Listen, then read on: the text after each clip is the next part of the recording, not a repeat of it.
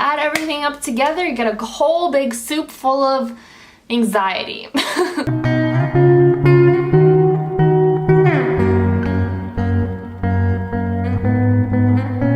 Hey guys, welcome back to my channel. I don't know why I did that. I'm just like really living my braids. So today I'm going to be talking about social anxiety and being introverted and all that kind of stuff. I feel like it's something that people don't quite understand if you're not dealing with it, so I'm here for you, don't worry. A lot of people associate one with the other. I don't know if you've like watched any other YouTube videos about this, but basically being introverted is more so you take in your energy from alone time. So like if you're in crowded like rooms or something. So being introverted doesn't necessarily mean you're quiet and that you don't like large groups and all of that. It just means that you take your energy from being at home. Like this whole thing where introverted people are supposed to be quiet and like shy and not like speak a lot and stuff. And that's, I think, where social anxiety comes into play, because you can be introverted and you can still be very outgoing, very like talkative with others. You're just exhausted from all of that, like you're just exhausted from just being around people like for a long period of time, and you just need time to like recharge. I just get very drained very easily. Like I get suffocated. I need time to just chill. But then social anxiety is a little bit different. You are kind of afraid. You're kind of afraid to be with large groups of people that you don't know, because you're just fear that they're gonna judge you in every aspect of like who you are as a person. So for me, it's like if I'm in a group of people that I don't know, that they're all strangers, and like we're talking, I'm always thinking of like, oh, what I'm gonna say next? Is what I'm saying valuable enough to the conversation? How is that person gonna react? Did I hurt their feelings? Are they thinking that what I said is really stupid, really dumb? Do they think that I'm not intelligent enough? Do they think that I'm not smart enough? Do they think that what I said doesn't like coincide with their ideas, with their opinion? If so, how can I say something that won't like offend them? But like it's just a whole process of idea, and I think that comes into term with being like an overthinker. So when you just like add everything up together, you get a whole big soup full of anxiety.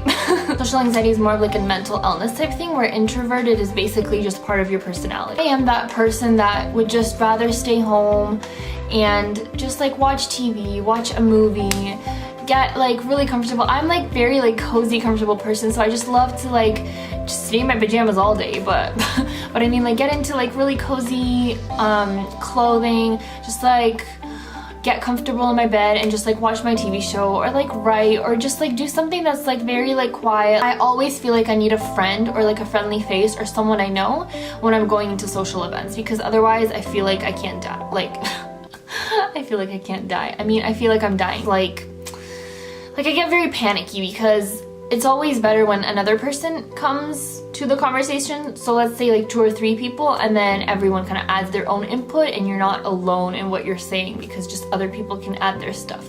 And awkward silences are just like my fear. Like I hate them, at least with strangers, because with friends it's like very comfortable. But yeah, so it's very hard for people to understand, I think, because I don't know, I feel like your brain just works differently. I've never actually like diagnosed myself. I just like, this is what I've been feeling my entire life.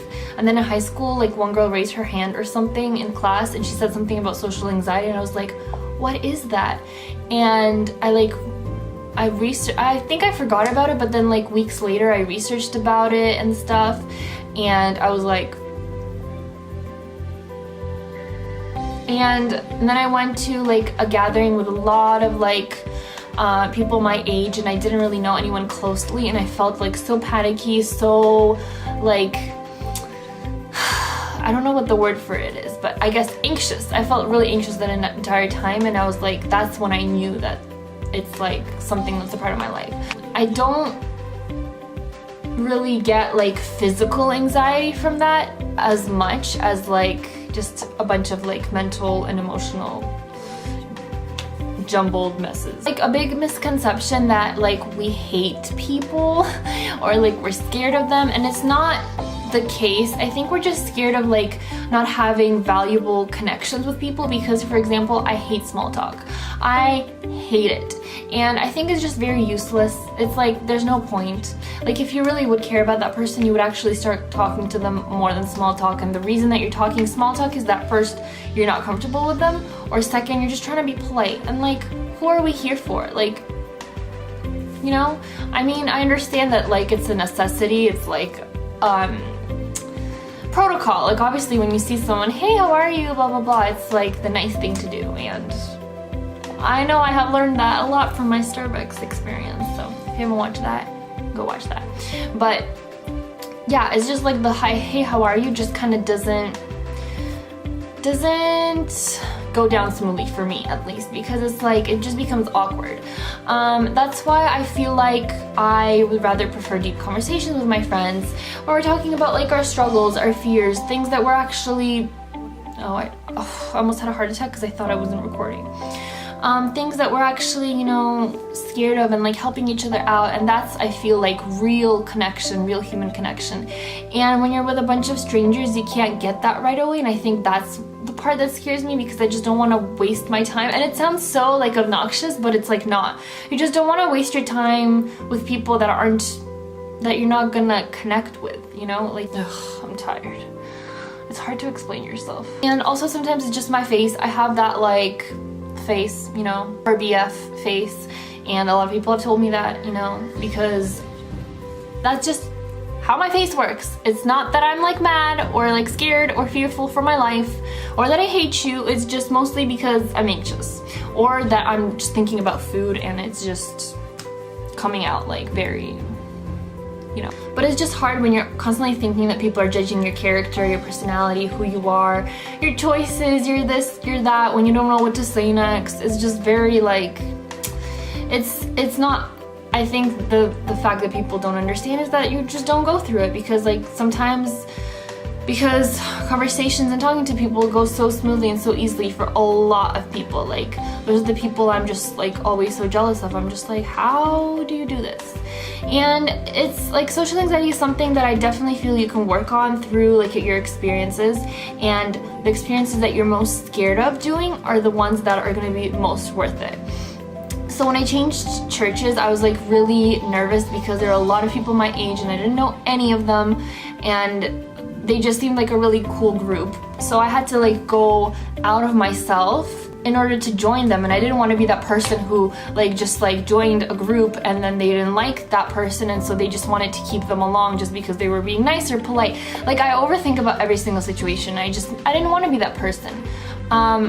So it was definitely hard to get out of my head, and every single time I got anxious just to like go to church and just to see them, because obviously we weren't close, and I had to force myself, and I had to like, I felt that there was like something special there, and that's how I overcame that aspect. And it's not like it ended, like social anxiety just ended for me there, but it definitely helped me see that there are things that you can overcome if you can just like try to force yourself out of that comfort zone, because you know that the end result is worth it more than your fear or your anxiety. And I understand that's not like realistic for a lot of people, because you know, there's different levels, and yeah, there's different levels to social anxiety, much like anything else. It's not just like one thing. Everyone experiences it very differently.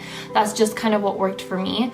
Another thing was just like doing the lesson at church, like doing the youth lesson where you had to study the lesson for the week and kind of just be a leader for it. So that was really hard for me too, but I accepted it, and now it's like I still get anxiety doing it, but it's like, it's so rewarding because you just get to talk to people, share your opinions. And I'm not that person like regularly. When I'm in a group of people, I'm not that person who would just talk. I would just let everyone else talk. And so when you're the leader and you're kind of forced to talk, it obviously forces you to share your opinion. And so that's like, I feel like the only time when I actually do share my opinion. But I am like more comfortable with myself, and I think that only comes with time. Once you realize that yes, you are valuable, you like the things that you say are like enough, they are worth it, And once you realize that, based on just the things that you're dealing with, like your friends helping you, if you don't have any friends, just like the situations you're dealt with. Because if you're always just at home not doing anything, you're not gonna go anywhere with that social anxiety. You're just gonna stay there, and it'll just fester and grow more and more, and it'll just be built up in your head. And I've definitely felt that it was like a self-fulfilling prophecy, where you know that you have social anxiety, and then it's like you know that there's something coming up, like an event, and then you're like, okay, I'm gonna be anxious at this event, I can't do it, and then that just stops you from doing it in general, you know? It's like you have to not think that way. You have to push your thoughts away and forcefully be like, no, I'm gonna do this. And maybe, you know, grab a friend, grab someone that you know, do something that you know will make you feel more comfortable. Like maybe wear like something, your favorite pair of like shoes, or like a favorite sweater that you can feel cozy in and that you can feel like secure in, or like your favorite lipstick. Just like do anything that will make you feel secure in that situation. And I feel like there's nothing that will make it completely go away, but like taking steps and levels to branch out and just like not stay in just one spot. I think part of being introverted as well, like I mentioned before, I'm very big like homebody. I like to just stay home. Obviously I love going out with my friends and like going out to restaurants and everything. That is just so much fun too, but I prefer to just like be chill and cozy at home. And I think because you're introverted, you tend to be like a better listener to people.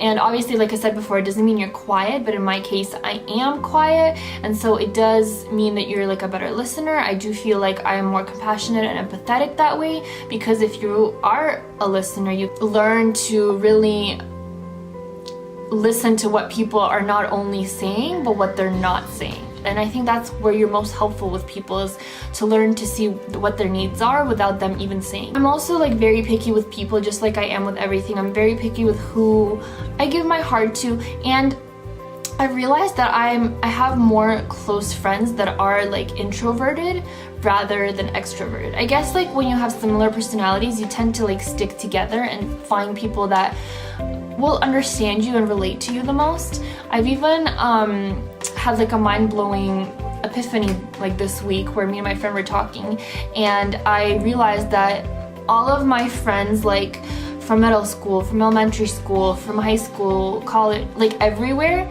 have always been like, at least my close friends have always been into like the arts. Like I never had like a best friend who was into like science or like engineering or like math. It was always like some sort of form of art.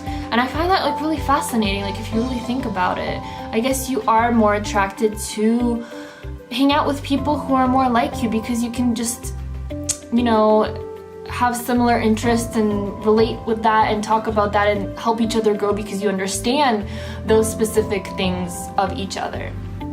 And I think that's just so special, because you really need people to help, you know, build you up. And of course, I definitely have my extroverted friends, and extroverted friends really are a blessing, because they help get you out of that mindset, that introverted mind. Like obviously it's not a mindset, but you know what I mean, like that mental place. And you need that. You definitely need people to take you out of that, because otherwise, like if you go to an event, you just would rather stay in your like hotel room or something, watching TV all night, which is what I would do instead of hanging out with like people. And so you definitely need friends to take you out of that. And obviously, since you know them and you're like close with them, they will help you feel comfortable in learning and like talking to other people. So it's a blessing. They just like adopt you as their own, and you're just safe. You're good to go. Yeah, that's it. I hope that you learned a little bit, knew something about me. It's funny because you don't know these things about people, like how their mind works, how their personality works, their habits, their preferences, obviously, until they tell you, because otherwise you think nothing is wrong. You think, oh, this person is perfect, they don't struggle with anything, they have like an amazing partner, they have amazing friends, they're like well on their way to getting a job, they must be like perfect. But like no one is like that. You know, we're all struggling with things that if we don't share, you would have never known. And so I just urge that you will just be kind, be a good listener, be compassionate to one another, no matter if you're introverted or extroverted. I just wanted to kind of shed a little light into my life and just what I deal with on a daily basis. I've definitely gotten better, and that is possible for you too. And so whatever you're feeling, whatever you're dealing with right now, I know that it is a battle that you have to overcome, but you will. And there's no ifs, ands, or buts. You just have to get out of the place that you're in that like tells you that you can't, that tells you that there's like nothing possibly better out there for you. You have to get out of that place and continue searching and continue fighting, because if you don't, then you're never gonna see what's out there for you. And I know there is. So thank you so much for listening to me. I love you so much, and I'll see you next time. Bye.